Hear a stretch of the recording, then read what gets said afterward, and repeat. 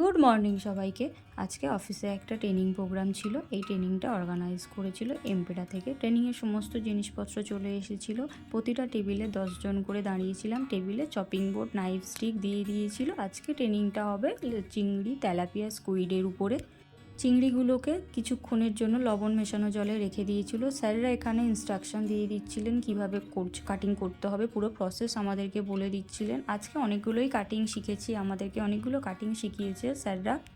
এখন যে কাটিংটা দেখাবে স্যার সেটা হলো বাটারফ্লাই কাটিং। এই যে কাটিংটা দেখছো এটা হলো বাটারফ্লাই কাটিং। খুব ভালোভাবেই সমস্তটা কাটিং আমাদেরকে খুব ভালোভাবেই শিখিয়েছে স্যার। A to Z সব কিছুই আমাদেরকে খুব ভালো করে বুঝিয়েছে আর আমরা খুব ভালোভাবেই বুঝতেও পেরেছি।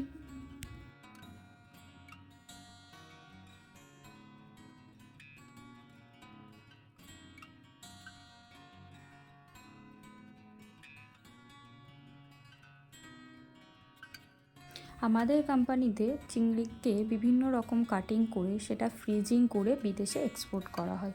আর এই যে বিদেশে যারা থাকে তারা হচ্ছে সবসময় রেডি টু কুক প্রোডাক্ট চায়, যেমন চিংড়ি হোক বা অন্য কোনো কিছু হোক, সেগুলো সবসময় চাই রেডি টু কুক প্রোডাক্ট। আমাদের হাতে অনেক তো টাইম থাকে, আমরা যারা বাঙালি আছি, কিন্তু বিদেশে যারা থাকে তাদের হাতে তো টাইম থাকে না, তাই তারাই সবসময় ready to cook product use করতে চায়। আমাদের সব কাটিং হয়ে গেছে, সব রেডি হয়ে গেছে। এদিকে তেলাপিয়া কাটিংও চলছে, তেলাপিয়ার ফিলে করতে হবে। স্যার আমাকে একটা দিয়েছিল তেলাপিয়ার ফিলে করতে, বাট মাছটা বড় ছিল তাই জন্য আমি কাটতে পারছিলাম না। তো স্যার আমাকে হেল্প করে দিচ্ছিল কিভাবে তেলাপিয়ার ফিলে করতে হবে, সমস্তটা স্যার দেখিয়ে দিচ্ছিল। আমাদের সবই কাটিং অলমোস্ট ডান। এইবারে আমাদেরকে স্কুইডের কাটিং দেখাবে স্যার। স্কুইডের কিভাবে স্কিন ক্লিন করতে হয় সেটা স্যার আমাদেরকে দেখিয়ে দিচ্ছিলেন। তারপরে ক্লিনের পরে কাটিংটাও আমাদেরকে শিখিয়ে দিয়েছে। একদিকে বয়েলও চলছে, চিংড়িগুলোকে বয়েল করছে। বয়েল করার পরে কিছুক্ষণের জন্য ঠান্ডা জলে মানে আইস ওয়াটারে ভিজিয়ে রাখা হয়েছিল। তারপরে এদিকে মশলা রেডি হচ্ছিল, একটা ব্যাটার তৈরি করতে হবে। কী কী মশলা অ্যাড করেছে সেটা আমি স্যারকে বলছি বলার জন্য। সুগার আছে, সল্ট আছে, ব্ল্যাক পেপার আছে, হোয়াইট পেপার আছে, জিঞ্জার পাউডার আছে, গার্লিক পাউডার আছে, চিলি পেস্ট আছে, কাশ্মীরি চিলি পাউডার আছে।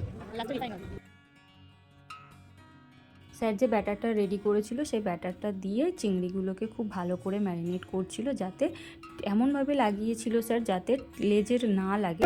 লেজে লাগলে জিনিসটা ভালো লাগবে দেখতে, ভালো হবে।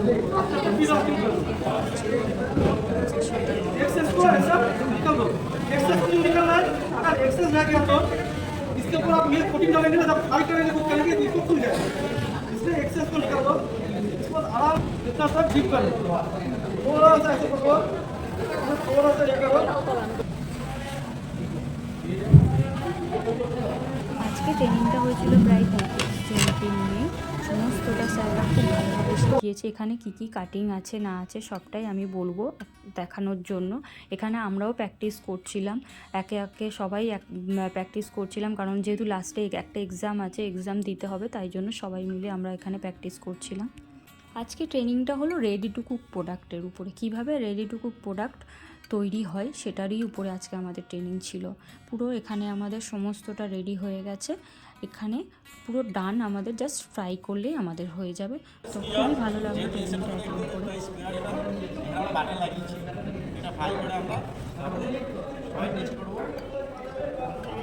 এটা হচ্ছে বয়েল সিট, এটা একটা কন্টেনার পাওয়া যায়, লাঞ্চিং যেটা আমাদের সব সাজানো একটা কন্টেনার পাওয়া যায়। এখানে আমাদের কাছে কিছু নেই বলে আমরা বাটিতে সাজিয়েছি। দিস ইজ কল্ড বাটারফ্লাই, যেহেতু বাটারফ্লাই আমাদের দেখতে, তাই এটা বাটারফ্লাই বলা হয়। এটা বাটারফ্লাই ম্যারিনেট করে রাখা, এটা আমরা ফ্রাই করে খেতে পারবো।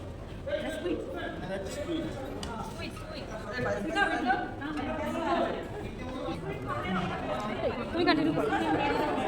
এটা হচ্ছে নোভাসি,